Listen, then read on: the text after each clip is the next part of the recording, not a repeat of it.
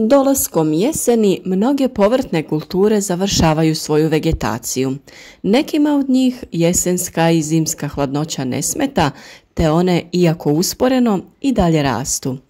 U ranu jesen tlo je još uvijek toplo za brzo klijanje, te područja toplije klime mogu produžiti uzgojnu sezonu na još nekoliko sedmica. Jesen je sjajno vrijeme da posadite još jedan usjev proljetnog zelenila poput špinata, salate, rukole, matovilca i sličnih, jer im je za klijanje sjemena potrebno hladnije tlo i brzo sazrijevaju. Brzo rastuće korijenasto povrće poput rotkve, rotkvice i repe također uspijevaju u hladnijim uslovima i treba im manje od 2 mjeseca za rast i razvoj. A jesen je također dobro vrijeme za sadnju luka i bijelog luka za berbu u kasno proljeće ili ljeto sljedeće godine. Upravo u današnjem videu ćemo govoriti o tome koje sve zeleno povrće još uvijek možete sijati i saditi i kako da cijelu zimu imate dostupno povrće prepuno hranjivih tvari koje su nam u ove hladne zimske dane neophodni. Kako biste odredili optimalno vrijeme za sadnju jesenskih kultura i sjemena, morati ćete malo računati. Provjerite na poleđini paketa sjemena dane koji su potrebni do sazrijevanja, a zatim odbrojavajte unazad od prosječnog datuma prvog mraza na vašem području. Budući da će stopa rasta vaših biljaka usporiti kako se dani skraćuju, oduzmite još nekoliko dana kako biste odredili datum sjetve. U većini slučajeva treba se držati usjeva koji sazrijevaju za 70 dana ili ranije, osim ako ne živite u klimi sa blagim zimama. Ako uzgajate sorte otporne na mraz ili započinjete sa presađivanjem, dobit ćete malo na vremenu. Ako sadite svoje sjeme na područje na kojem ste nedavno pobrali ljetne kulture, nećete morati posebno obrađivati tlo. Jednostavno pređite lagano kroz tlo kako biste olabavili vrh zemlje i pomiješajte sa kompostom ili drugom organskom tvari kako biste zadržali vlagu.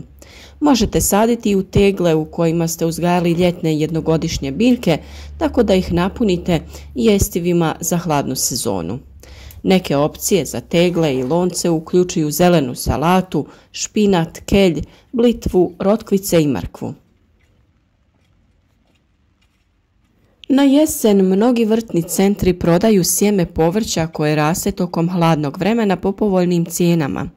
Iskoristite prednost i kupite više nego što vam treba, jer preostale sjemenke možete spremiti za sadnju sljedećeg proljeća. Prednost ove jesenske sjetve i sadnje jeste iskorištavanje površine i opskrbljivanje povrćem cijelu zimu i u rano proljeće. Biljke za svoj rast zahtijevaju hranjivo i vlažnost, što ne mora direktno ovisiti o vrtlaru. Sunce će biti niže na obzoru, pa vlaga iz tla neće tako brzo ispariti. Biljke je dovoljno samo zaliti nakon sjetve ili sadnje. Na ovaj se način povrtnjak priprema za iduću sezonu. Kada se radi o odabiru sjemena, mi smo vam već pokazali kako da sami pripremite trake za sjetvu, a sada ih imate za nabaviti u svim bolje opremljenim vrtnim centrima. Ove trake uveliko olakšavaju rad u vrtu jer ne morate dugo biti u neugodnom položaju te sijati zrno po zrno. Ovako vam sjeme bude pravilno raspoređeno i samo ga polegnete na željeno mjesto, prekrijete zemljom i zalijete. Tokom hladnijih dana kada imate viška vremena, sami možete napraviti ovakve trake sa svim sitnim sjemenom. Jednostavno napravite ljepilo od malo brašna i vode, te na trakice koje napravite na željenu širinu od toalet papira i kuhinskih ubrusa stavljate kistom tačkice ljepila koje ste napravili i na svaku tačkicu stavite jedno sjeme. Na ovaj način određujete tačan razmak između biljaka, pa kasnije ne morate biljke prorjeđivati, a posao ćete brže i lakše završiti.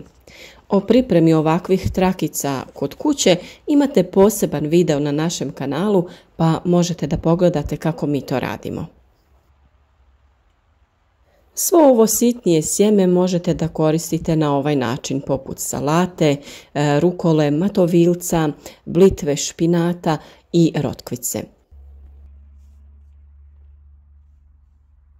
Ako ste odlučili sjetvu i sadnju odgoditi za proljeće, tlo možete pokriti sa folijom, sjenom, piljevinom ili starim novinama. O tome smo već govorili u jednom prethodnom videu u kojem koristimo malčiranje kao zaštitu tla do proljeća. To će spriječiti rast korova, a preostale uništiti. Malč će smanjiti isparavanje vode i spriječiti eroziju, koja je moguća zbog obilnih zimskih padavina. Tokom godine potrebno je povremeno provjeriti vlažnost tla. Biljke koje su u suhom tlu neće moći preživjeti zimu, kao ni u onom prevlažnom. Na početku proljeća potrebno je ukloniti malč kako bi sunčeve zrake lakše dospjele do tla i zagrijale ga. Postoje mnoge biljke koje su idealni kandidati za jesensku sjetvu i sadnju, a s njima eksperimentirati možete i u balkonskim teglama. Jedna od tih biljaka je i salata.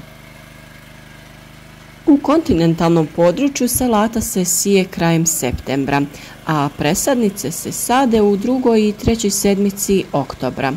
U mediteranskom području sije se u drugoj i trećoj sedmici oktobra, a sadi u drugoj i trećoj sedmici novembra. Ovi su rokovi okvirni jer ovise o klimatskim prilikama područja na kojem se uzgaja, te dužini vegetacije pojedinih kultivara. Luk se sadi sredinom oktobra ili kasnije, ovisno o vremenskim prilikama. Sadi se na dubinu od 3 do 4 cm. Tokom jeseni i zime luk će se ukorijeniti, a u nekim slučajevima narasti će i novo lišće, no neće stradati od zime. Pri sadnji se biraju manje i veće lučice, ovisno o kasnijoj namjeni. Manje lučice dati će krupnije i veće glavice luka, jer je manja šansa da će se stvoriti cvijet. Za korištenje mladih, svježih zelenih listova luka sade se krupnije lučice. Tu je i ljutika kod koje se također koriste sitnije lučice. Relativno je otporna na niske temperature jer može podnijeti temperature i do -8 stepeni, pa se može saditi u oktobru ili novembru na dubinu od 5 cm. Češnjak ili bijeli luk sadi se u jesen, prezimljuje i sljedeće godine razvija vegetativnu masu i lukovicu. U kontinentalnim dijelovima sadi se sredinom oktobra, a u mediteranskom području krajem oktobra do sredine novembra. U kontinentalnom području špinac se sije sredinom oktobra. Siju se kultivari koji mogu podnijeti niske temperature. Berba je u proljeće, u martu i aprilu. Špinat će ući u zimu sa 2 do 4 prava lista i kao takav će prezimiti, a u proljeće će normalno nastaviti svoj rast. U mediteranskom području špinac se može sijati od početka septembra pa do sredine oktobra za jesensku proizvodnju, a sjetvom do sredine novembra na zaklonjenom području postiže se berba tokom cijele zime, ali se moraju uzgajati otporni kultivari.